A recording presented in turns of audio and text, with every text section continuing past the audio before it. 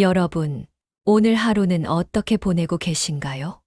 우리는 스스로에게 늘 묻습니다. 내 삶에 무엇을 더 해야 할까? 하지만 진짜 중요한 질문은 다릅니다. 내 삶에서 무엇을 줄여야 더 행복해질까? 그리고 정말 필요한 건 비우는 용기일지도 모릅니다. 60세 이후의 삶은 단순히 오래 사는 것이 아닙니다. 어떻게 살아야 후회 없을지에 대한 선택의 시간입니다. 이 채널을 처음 방문하셨다면 정말 잘 오셨습니다. 구독과 좋아요 버튼을 살짝 눌러주시면 매주 어르신들의 건강하고 행복한 노후를 위한 유익한 콘텐츠를 받아보실 수 있습니다. 미리 감사드립니다. 오늘은 실제 많은 시니어분들이 삶 속에서 실천하며 효과를 느낀 노후의 만족도를 높여주는 5가지 줄이기 습관들 소개해 드리겠습니다. 이건 단순한 조언이 아닙니다. 현명한 어르신들의 실제 생활 노하우입니다. 이제 5가지 줄이기 습관 시작합니다. 5위, 침묵의 미덕, 지혜로운 어른의 말 아끼기. 세월이 쌓이면 누구나 하고 싶은 말이 많아집니다. 자녀 걱정, 세상 이야기, 경험담이 줄줄이 입에서 흘러나오죠. 하지만 이제는 말보다 듣는 자세가 더 필요한 때입니다. 경북 안동에서 농사를 짓고 계신 74세 박할아버지의 이야기입니다. 평생 농촌에서 마을 이장을 역임하며 주민들의 크고 작은 일을 해결해 주던 그는 은퇴 후에도 늘 조언을 아끼지 않았습니다. 내가 너희보다 세상을 많이 살아봤으니 내 말대로만 하면 된다가 입버릇처럼 하시던 말이었죠. 그러던 어느 날 서울에서 내려온 손녀가 조심스럽게 말했습니다. 할아버지의 경험은 소중해요. 하지만 가끔은 그냥 제 이야기를 들어만 주셨으면 좋겠어요. 저는 답보다 할아버지의 귀가 필요할 때가 많아요. 처음엔 서운했지만 박할아버지는 의식적으로 말을 줄이고 듣는 연습을 시작했습니다. 처음엔 참 어색했어. 할 말 참는 게 속이 터질 것 같더라고. 근데 기적 같은 일이 생겼지. 내가 말을 줄이니까 사람들이 오히려 내 의견을 더 물어보더라고. 귀가 귀한 세상이라는 걸 이제야 알았어. 실천 팁 말하기 다이어트를 시도해 보세요. 하루 중 1시간은 완전한 경청 시간으로 정하기.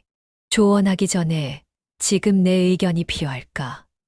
스스로 생각해 보기. 대화에서 내 말과 상대방 말의 비율을 3대7로 유지하기. 그래서 내 생각은 어때? 라는 질문으로 대화 이어가기. 가끔은 침묵이 가장 지혜로운 말이 됩니다. 말수를 줄이면 오히려 당신의 한마디는 더 큰 무게를 갖게 됩니다. 입은 닫고 귀를 여는 순간 관계는 깊어집니다. 말을 줄이면 오히려 당신의 한마디는 더 큰 무게를 갖게 됩니다. 4위, 관계의 정리술, 진심만 남기는 인연. 예전엔 친구가 많을수록 좋은 사람이라 여겼습니다. 수많은 모임, 연락처로 가득한 전화번호들. 하지만 진짜 마음 터놓을 수 있는 사람은 몇 명인가요? 서울 종로구의 원룸에서 반려견과 살고 계신 63세 이주부님의 이야기입니다. 30년 넘게 전업주부로 살다가 4년 전 이혼을 경험한 그녀는 처음으로 온전히 혼자의 시간을 맞이했습니다. 이혼 직후에는 외로움이 무서웠어요. 그래서 정신없이 여러 모임에 등록했죠. 아파트 주민회, 종교 모임, 동창회, 취미 동호회. 하루 종일 사람들과 어울리기 바빴어요. 작년 그녀는 독감으로 일주일간 고열에 시달렸습니다. 열이 너무 높아 약을 사러 갈 수도 없었어요. 그날 밤 수십 명의 연락처를 뒤적이며 누구에게 도움을 청할지 고민했죠. 결국 아무도 부르지 못했어요. 그날 정말 서러웠습니다. 놀랍게도 다음 날 그녀를 도운 사람은 평소 인사만 나누던 이웃집 할머니와 반려견 산책을 도와주던 동네 청년이었습니다. 그제야 깨달았어요. 관계의 양이 아니라 질이 중요하다는 걸요. 이제는 형식적인 모임은 과감히 줄이고 진짜 마음을 나눌 수 있는 소수의 사람들과 깊은 관계를 맺고 있어요. 그리고 제 반려견 모모와 함께하는 시간도 소중히 여기죠. 실전 팁, 각 관계에 행복 점수를 매겨보세요. 만남 후 에너지가 충전되는지 아니면 소진되는지 체크하기. 부담스러운 모임은 횟수 줄이기. 한 달에 한 번에서 두 달에 한 번으로 줄이기. 안부 연락 노트를 만들어 정말 중요한 5명만 정기적으로 챙기기. 온라인 관계도 정리하기. 부담스러운 단체 채팅방 나가기. 관계는 옷장처럼 정기적인 정리가 필요합니다. 입지 않는 옷을 줄이듯 형식적인 인연은 줄이고 진심 어린 관계만 남겨보세요. 3위, 활력의 재발견. 의자에서 일어나는 생활혁명. 여러분은 하루에 얼마나 오래 앉아 계시나요? 소파, 식탁, 텔레비전 앞. 은퇴 후 우리의 하루는 점점 의자 위에 고정됩니다. 세계보건기구에 따르면 운동을 안 하는 것보다 오래 앉아 있는 것이 더 건강에 해롭다고 합니다. 부산 해운대의 아파트에서 혼자 사는 68세 최 기사님은 30년간 택시 운전을 하다 은퇴한 분입니다. 직업 특성상 하루 12시간 이상을 앉아서 보냈고 은퇴 후에도 그 습관이 이어졌습니다. 택시 운전할 때부터 허리가 안 좋았는데 은퇴하고 나서는 더 심해졌어요. 계단 오르내리기도 힘들고 무릎도 아프고 병원에서 좌식 생활이 문제라고 해도 몸이 너무 무거워서 움직이기 힘들었어요. 그러던 어느 날 아파트 경비원인 70살 김 아저씨가 매일 아침 단지를 거니는 모습을 보게 되었습니다. 김 아저씨는 저보다 2살이나 많은데 허리도 펴고 걸음걸이도 씩씩하더라고요. 비결을 물으니 그저 덜 앉아있는 거지라고 하셨어요. 최 기사님은 5분 걷기를 시작했습니다. 처음엔 5분만 걸어도 숨이 턱 막혔어요. 그래도 매일 반복했죠. 5분, 10분, 15분. 조금씩 늘려갔어요. 지금은 하루 30분 산책이 일상이 되었고, 텔레비전 볼 때도 광고 시간마다 일어나 스트레칭을 해요. 실천 팁, 앉기 탈출 작전을 시도해 보세요. 1000보 5번 걷기, 하루에 1000보씩. 5번에 나눠 걷기. 시계 알람 설정하기 45분마다 5분 일어나서 움직이기. 서 있는 시간 정하기. 전화 통화, 텔레비전 광고 시간은 서 있기. 일상 속 움직임 레시피. 집안 물건 한 번에 한 개씩만 옮기기. 기억하세요. 완벽한 운동보다 꾸준한 움직임이 더 중요합니다. 앉아있는 시간을 줄이는 것만으로도 건강은 크게 달라집니다. 은퇴 후 우리의 하루는 점점 의자 위에 고정됩니다. 앉아있는 시간이 길어질수록 인생의 속도도 멈춰갑니다. 2위, 식탁의 지혜. 영양의 균형에서 오는 활력. 혼자 사시는 어르신들의 식단을 보면 어떤가요? 밥 한 공기, 국 한 그릇, 김치 한 조각. 간편하지만 필수 영양소는 자주 빠져 있습니다. 광주의 한 아파트에서 홀로 사는 71세 정주부님의 이야기입니다. 남편과 사별 후 10년간 혼자 살면서 식사는 점점 간소화되었습니다. 밥 한 공기에 김치, 가끔 계란 프라이가 전부였어요. 요리할 의욕도 없고 혼자 드는 밥이 뭐가 중요하냐는 생각이었죠. 병원 검진에서 그녀는 충격적인 결과를 받았습니다. 빈혈의 골다공증, 근감소증까지. 의사가 밥만 드시면 병든다고 하더라고요. 그날 집에 와서 울었어요. 나 자신을 이렇게 방치했다는 게 서러웠죠.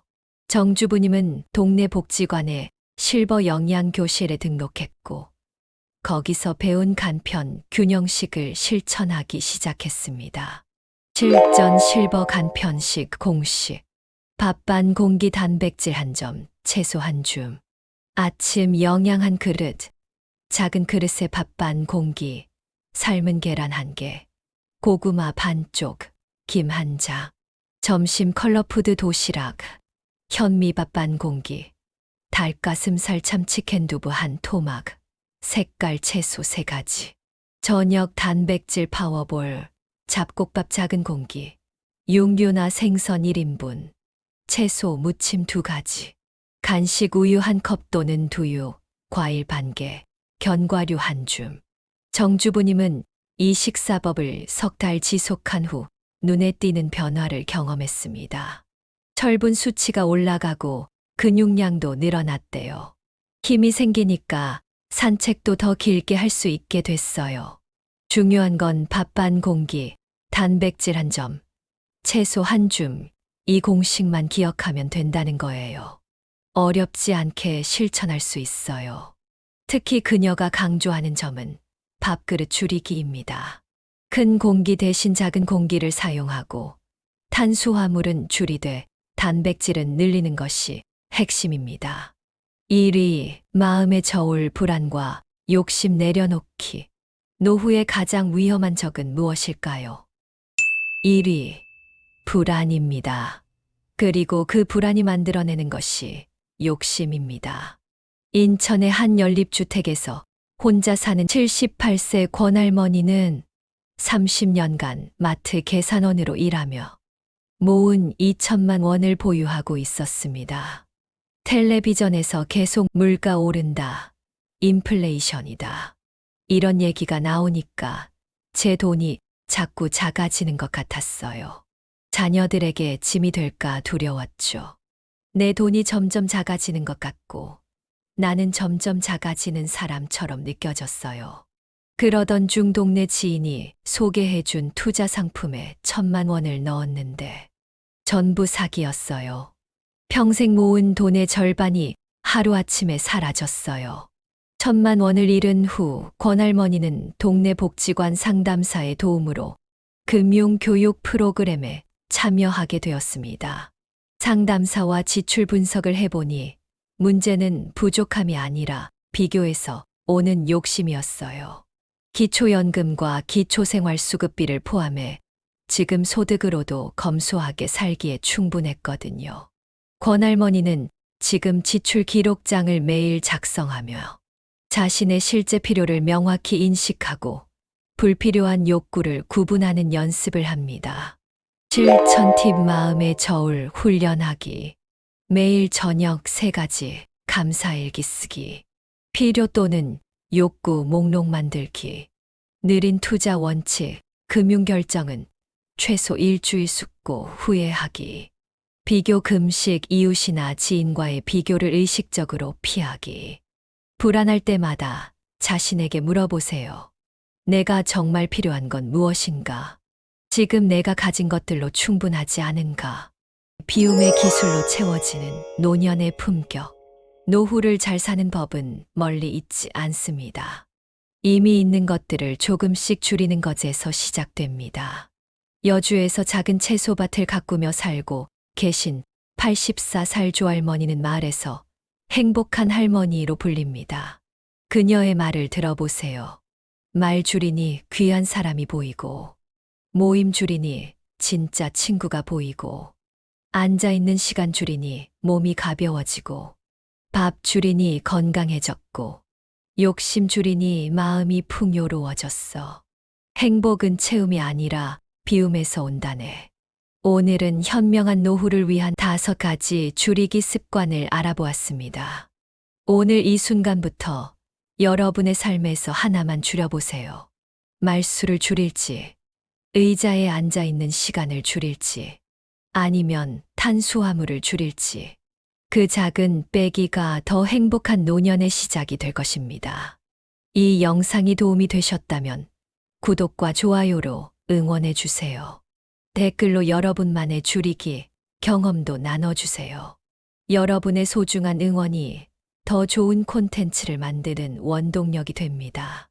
다음 영상에서도 노후의 지혜를 함께 나눌 수 있도록 더 유익한 정보로 찾아뵙겠습니다.